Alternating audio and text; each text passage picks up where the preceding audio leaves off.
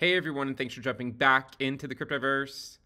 Today, we're going to talk about Bitcoin, but more specifically, we're going to be talking about the Bitcoin dominance. If you guys like the content, make sure you subscribe to the channel, give the video a thumbs up, and check out Into the Cryptoverse Premium at intothecryptoverse.com. Now, of course, we have to provide an update on the Bitcoin dominance as it is going in the general direction that we've been suspecting that it would. Now, in this video, we're going to cover both the dominance including and excluding stablecoins. I'm not trying to suggest that one is necessarily more important than the other, although I do think that they can provide different insights by looking at them separately than excluding either one of them. Okay, so the first thing we're going to look at is the dominance including stablecoins. And what we've talked about for quite a long period of time is how the dominance should ultimately head much higher once Bitcoin decides to wake up and remind everyone that it is king. And I think you can see that actually playing out. And in fact, recently we actually popped back above the bull market support band. We then back tested the 20-week SMA. We held it as support, which, as we've said, right, is a very crucial step for the dominance. And then we are now moving higher somewhat quickly, right? Now, sort of talk back about, where we've been with the Bitcoin dominance and some of the things I got right about it, but also, to be completely fair, where I misstepped a little bit. Back over here, back in April, March and April, and actually really early 2022, we were calling, right, for the dominance to head much higher. And it's interesting because it did, right? It actually went quite a bit higher. And I personally thought that we were already going to be breaking out here. So I sort of thought that this area right here was sort of akin to this one over here, right? Where it was finally breaking out. But with the merge, right, Ethereum, the merge that we had last year and the general hype that brought, I mean, it kind of kicked the can down the road on it. Now, I do hope that we are now finally in that stage that we've been discussing for a long time. And once sort of realizing that this was headed down, we said, look, it'll probably reverse sometime in September. And the reason we mentioned that is because if you actually look at the dominance, what you'll notice is that every time it's going in one direction leading into September, it tends to reverse. Okay, so if you were to draw a line, looking at, say, the very first week of September every single year, what you'll notice is that whatever direction the dominance is heading going into September, it tends to reverse out of it and go the other direction. That doesn't mean that it always goes up after it. The thing is whatever direction it was going heading into it, it tends to reverse. So like look back at 2021, you'll see a very similar thing. It was heading down going into September, and then it reversed course in fairly short order. And if you continue to go back, I'm probably not gonna show all of them. You can do that in your own time. But over here is another example, right, where the dominance was going down into September, and then it reversed course. Maybe I'll find one where it actually did the opposite, right? So I can just show you that it's not always. Here's a good example, right? So here's September of 2019, the dominance was going up, and then September ultimately led to it reversing course and going in the other direction. And then once again, September 2018, a very similar thing, right? It was going up into it, and there it reversed course. So the point is September has historically marked a very crucial turning point for the dominance of Bitcoin. And I know a lot of people might not appreciate the videos on Bitcoin dominance because it might not be the most compelling thing, as it's not necessarily something that you can directly trade, right? Like you're not specifically trading Bitcoin dominance, right? Like to get a position doesn't mean you're getting a position on the Bitcoin dominance. But the reason why I think it's important is because it can help identify various risks that you want to take on given the reward, and it can tell you whether the altcoin market is undervalued or overvalued with respect to Bitcoin. Now, I know a lot of Bitcoin maxis would say the altcoin market is always overvalued, but people that are not Bitcoin maxis would probably argue that there's no reason that the Bitcoin dominance should be over 40% in the first place. And I'm kind of somewhere in between. Like I think that over the long haul, it's quite clear that the dominance is heading down. Like from a macro perspective, it is heading down. But in the short to medium term, I think it's actually going to head much higher. Okay, so that's where I stand. While I do think it's going to head higher, I think as you get out into later 2024, 2025, it'll probably come back down again, and we'll have, another very significant alt season like we've had in the past, right? Where the dominance just sort of falls off a cliff after Bitcoin, has a parabolic run, right? So that's something that I think is worthwhile to consider. Now, the other way that we can look at this, and I want to look at this a lot of different ways, is to look at the Heikin Ashi candles on the Bitcoin dominance, but also to actually look at it on a monthly time frame, because it actually has switched green here. And we're starting to get into a new bull trend here on the Bitcoin dominance. And I think the way to look at this is just sort of building out a massive base down here, ultimately to prepare to go much higher. Now, one of the things that we've mentioned before, and it is playing out, right, is that a lot of times the dominance starts to move up on a Bitcoin pump. Okay, this is what we've said many times, right? Normally, when it gets moving, it's because Bitcoin goes up first. If you take a look at prior moves, that's exactly what happened, right? So if we were to go overlay the Bitcoin price, and let me switch this to a logarithmic scale, and we're going to look at the last two major times where we saw the Bitcoin dominance surge, really three times, right? Over here in 2020, what do you notice? The dominance was going up while Bitcoin was going up, right? And then look at 2019. The dominance was going up while Bitcoin was going up. And then the other example is 2018. And what you'll see is this move here in July of 2018, the S&P actually rallied about Bitcoin rallied about 45 to 46%. It then came back down. And what's interesting is during this rally that started right here, the dominance went up. But the more important part is that after it came back down, the dominance continued to go up. That's the important part. In 2019, here, Bitcoin peaked in June, right? You can see that it sort of peaked here in June. The dominance continued going higher until September, right? So the point that I'm trying to make, and I've made this point many, many times, is that at least the idea, okay, is that it doesn't matter the direction that Bitcoin goes, the dominance should go higher either way.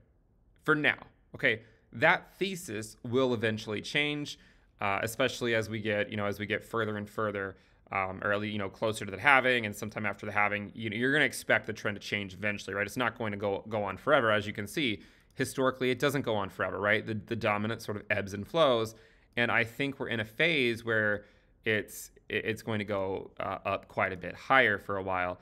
And the key thing to look for, right, and I cannot stress how important this is for me as an investor, and I think it's quite important for other people too. But one of the things I'm looking for is whenever Bitcoin corrects, right? And I mean, even if you're a permabull and you're always bullish on Bitcoin, I think at some point you can appreciate the fact that it would have a pullback, right? It would have a correction at some point. The key thing to look for the progression of the cycle is once it goes up and it pulls back, when it pulls back, the dominance should still go up, okay? That's an important thing to look for, is to still see it go up after Bitcoin USD goes back down some. We've already seen that occur a few times already. So if you look back at the last week or two, there have been a few days where Bitcoin USD was going down.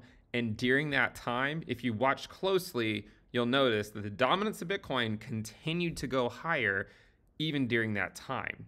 One of the things that the dominance serves as a use for, or at least Bitcoin USD, and then looking at how it behaves with respect to altcoins, when Bitcoin rallies, it can often get like altcoin Bitcoin pairs off of key support levels or key pivot levels.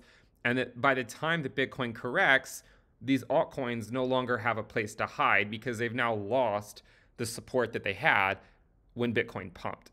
And I want to show a few examples of that. Okay, so if we go down and look at a lot of the different altcoins, and we're going to specifically look at their Bitcoin pairs, right?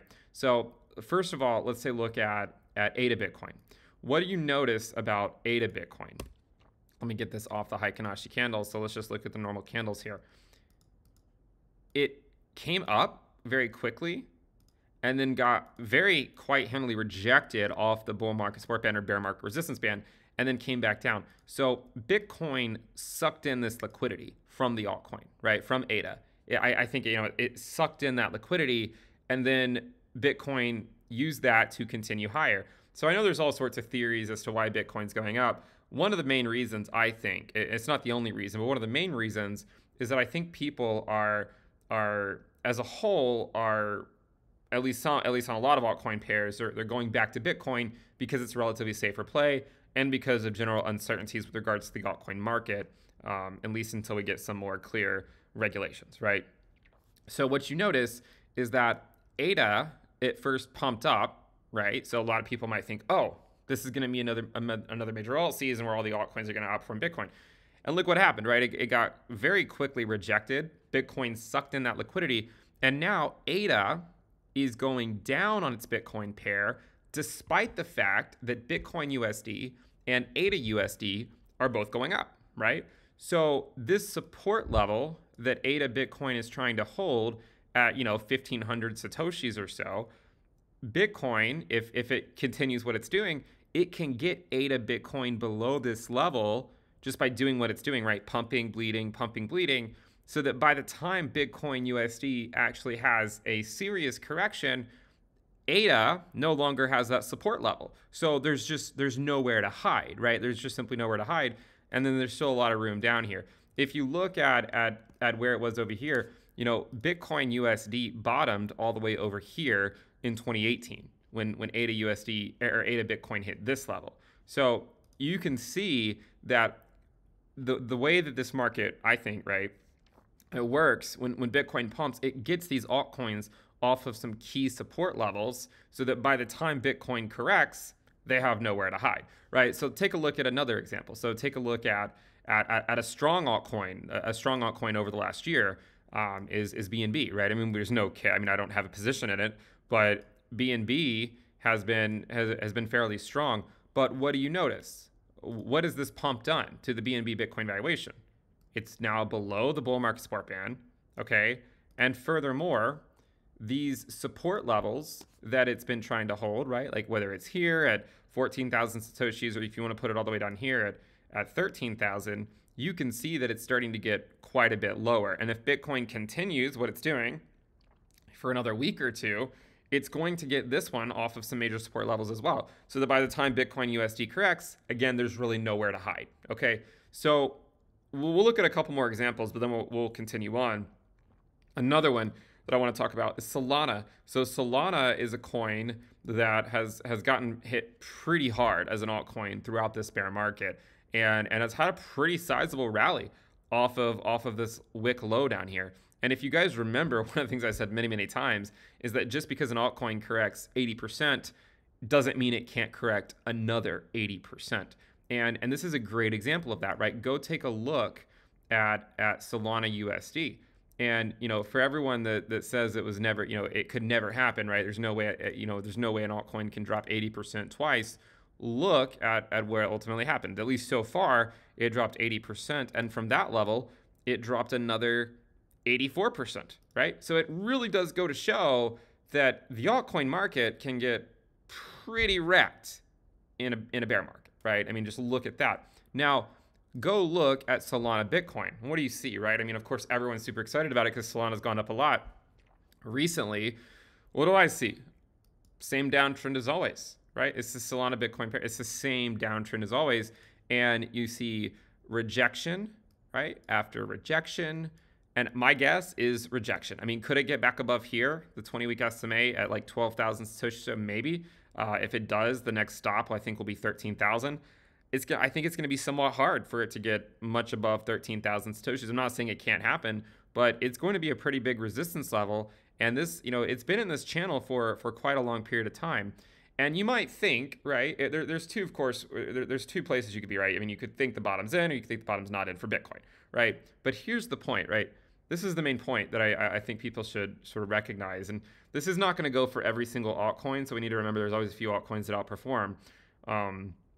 But even if you think, even if you're sure of the bottom being in, a lot of these coins still bleed against Bitcoin, even throughout the following year, right? So look at ADA Bitcoin, right? Bitcoin USD bottomed here but ADA Bitcoin continued to go down until, August of 2019. So when you go look at, if you go back and look at Solana Bitcoin, which is now at 11,000 Satoshis, the thing is it doesn't mean it can't just simply roll over up here and put in a new low. We talked about this a lot throughout the summer. And what's interesting is back over here, one of the things we talked about whenever we talked about, these alt Bitcoin pairs and looked at Solana Bitcoin, is that it's likely going to roll over here when it used to be, and this was back when it was like, 18,000 Satoshis and 19,000 Satoshis, right? And everyone was super excited about it. And on this pump here, everyone got super excited. They were calling for new highs.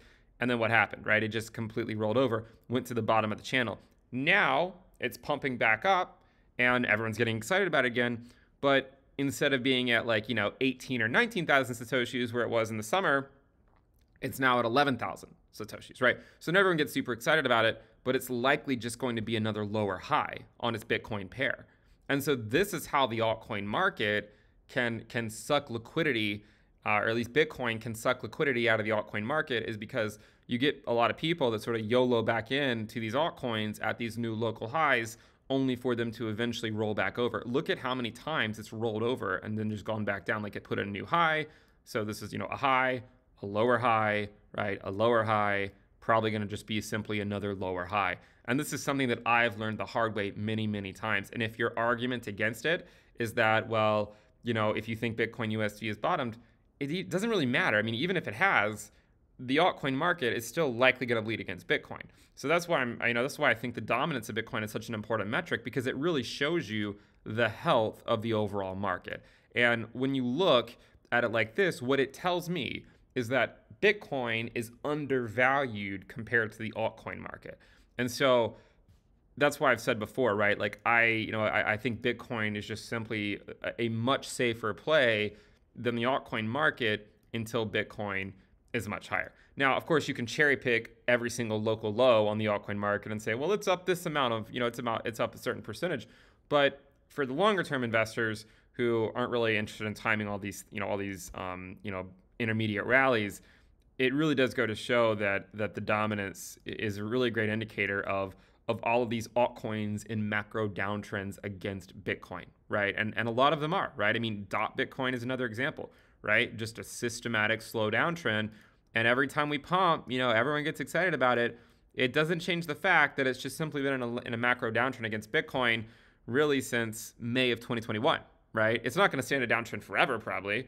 Well, maybe, who knows, right? But this is how people lose a lot of their money on altcoins. And if you're someone that only looks at the USD valuations, then maybe you don't care about this stuff. But if you were to look at the Bitcoin valuation of your altcoin portfolio, and you look at it as a function of time over the last year and a half, you'll likely see it going down. Now, here's the trick though. You might think, well, that doesn't make any sense because the dominance only just started to go up, right? You might say, well, how can this make sense? The dominance only just started to go up in September. So, how are we to say that the altcoin market only just started to bleed? Remember, this includes stablecoins. Okay, it includes stablecoins. So when you go look at all these pairs, right? If you just simply look at a lot of them, I'm not going to cherry pick, right? If you just simply look at a lot of the altcoin Bitcoin pairs, they've been bleeding. I mean, this ADA's been bleeding against Bitcoin since August. DOT's been bleeding August 2021. DOT's been bleeding since May of 2021. Link has been bleeding since August of 2020. Uniswap Bitcoin has been in a macro downtrend since May of 2021. I mean, it has bounced up somewhat recently, but even here you can see it's starting to lose support here at its own bull market support band. BNB is one of the few that had been doing well, but it also did well, in prior bear market / accumulation phases. It doesn't mean it didn't eventually roll over when Bitcoin finally took control. Again, Solana Bitcoin, macro downtrend since September of 2021. So the reason that the dominance of Bitcoin, even though it looks like it's only started going up since September, is because it's inclusive of the stablecoin market. And if you look at this without the stablecoin market, so if we decide not to include stablecoins, so this is not including stablecoins, you can see that it's actually just been in an uptrend since May of 2021, right? And we've said this many, many times. Don't let the Bitcoin dominance metric fool you into thinking that altcoins only just started bleeding against Bitcoin. That's not actually true. If you look at it without the stablecoin market, and we sort of zoom in over here, the low on the dominance, excluding stable coins, was back over here in May was like 42, 41.5%. And then over here in January of 2022 was 42.5. And then in September of 2022, 44.5. And then 44. I mean, if we get the actual technical low, it was 44.49. 44.49, and this one was 44.59. Technically, it's a higher low, and you can continue on, right? You can continue on. This was 44.59, and then 45.5, and then 46.5. So again, Bitcoin is slowly, very, very slowly, taking back control of the crypto market, even though it's a painstakingly slow process. And if you look at the dominance excluding stablecoins, it's gone from like 40% to 48% since May of 2021. So it's been moving higher for a year and a half now. And the altcoin market continues to bleed. And I've been in a lot of your shoes before, where if you hold a lot of altcoins and you don't like this analysis, I've been there, I've done that a lot of times, and I've been wrecked on the altcoin market so many times on their Bitcoin price. I just sit there and look at my altcoins and in prior cycles and be like, oh, like it's worth less in Bitcoin and less in Bitcoin, and it just continues to be worth less and less and less. And then what happens is that eventually, like I would capitulate my altcoin position because I'm like, well, Bitcoin just, everything's bleeding against Bitcoin. And then by the time I would capitulate my altcoin position, then the altcoins would finally run against Bitcoin, right? After Bitcoin would have a parabolic rally. So, you watch Bitcoin have a parabolic rally, and then everyone YOLOs back into Bitcoin. And then by that point, it's almost time to just go back the other way. So the other way to think about this too is to actually look at the dominance with and without stablecoins on the same chart. I think it's actually somewhat interesting. You can see that they really were the same thing for a long time. They really started to diverge over here. What you'll notice recently is that one of the reasons, not the only reason, but one of the reasons that the dominance is going up is the stablecoin market is going into Bitcoin, okay? So yes, altcoins have been bleeding against Bitcoin. We know that. They've been bleeding for a year and a half, but the stablecoin market is actually going into Bitcoin right now, because look at how quickly this is coming up. So the orange one down here is without stablecoins. Or sorry, it's with stablecoins. So the orange one is with stablecoins. Look how quickly that one's going up. Normally, the stablecoin market takes away from Bitcoin, but now it's actually adding to the dominance of Bitcoin quite quickly. If we add a formula here, so we're going to take M2 minus M1. So that is Bitcoin dominance without stablecoins minus the Bitcoin dominance with stablecoins. So we'll evaluate that. We'll switch this over to a linear scale. And you can see how it's been coming down recently. And so what that means is that these two metrics are converging a bit, right? So, they're while both of them are moving up, the one with stablecoins is actually moving up a bit quicker. And so they're actually starting to converge, even though they've been diverging for a long time, right? As this goes up, as this blue line goes up, the difference between the yellow line, or the yellowish line and the orange line is beginning higher and higher. But this most recent move to the downside shows that the stablecoin market has actually been going into Bitcoin more so than, the altcoin market. And I think, again, that it shows you that the risk reward right now is still better with Bitcoin. It's not going to always be like that. And I want to reiterate that, but it does still show that. And then the other thing I think to look at is the season, the altcoin season index indicator. So if we could take a look at that, look, it shows what we've been talking about, right? It's heading towards Bitcoin season, right? I mean, it's very close to this green level. The metric is currently at 28.57, so that's pretty close to 25. When it's in 25, that's Bitcoin season. If you take, say, like a 30-day moving average of it, you can see it's moving towards Bitcoin season, and I'll probably get there in not too long. So again, the dominance of Bitcoin is now at 43.88. The last time I made the video, I think it was at 42.5. The time before that was probably like 40%. So you can see it's, it really is slowly starting to go higher here. I'm sure there'll be some corrections, right? I mean, it's not just going to go straight up. We just had a correction a few weeks ago, but this can move fairly quickly, as you can see. I mean, look at this, right? Like in December, last month, it was all the way down at 40%. Now it's almost 44%, right? I would suspect that it's going to take out this high, okay?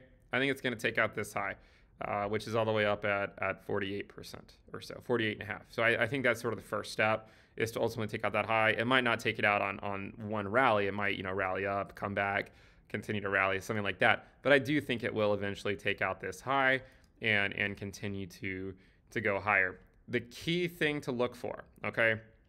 So if you've been following me for a while and you've been following the devaluation of the altcoin market as a whole against Bitcoin, okay?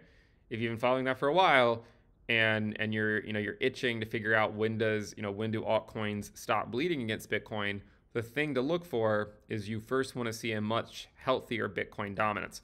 Once that occurs, once you see a much healthier Bitcoin dominance, then you'll likely start to see a lot of these altcoins bottom out on their Bitcoin pairs. Remember, a lot of altcoins in the last cycle did not bottom until 6 to 10 months after Bitcoin USD bottomed. So if you're in the camp that you think Bitcoin has bottomed on its USD pair, it does not mean the altcoin market has bottomed on its Bitcoin pair. Okay, remember that. And if you think that the Bitcoin bottom is not in, then the altcoin market still has a long way to go before it bottoms against Bitcoin. So again, the point is no matter what, no matter up or down, the altcoin market, it should still bleed against Bitcoin, probably off and on for the next 12 months or so, maybe more, off and on. There will probably be a phase where it will. Even if you look at over here, right, in 2019, it rallied up. It came down for a bit and then rallied up again, right? So it sort of zigzag. So you might see something like this where it goes like this, and then it sort of hits the top, and then it sort of comes back down, and then eventually rolls over into another major alt season. So that's sort of what I'm looking for on the Bitcoin dominance over the macro scale. I admit I could be wrong, right? I certainly am not going to get the path exactly right. It's taken a lot longer for the dominance to go up than I thought it would, but I ultimately do think the destination will be the same, even if the journey to get there took a few detours along the way. If you guys like the content, make sure you subscribe to the channel, give the video a thumbs up. We also do have Into the Cryptoverse Premium at intothecryptoverse.com. We do have several different tiers, including a free one. Make sure you check it out. Links in the description below. See you guys next time. Bye.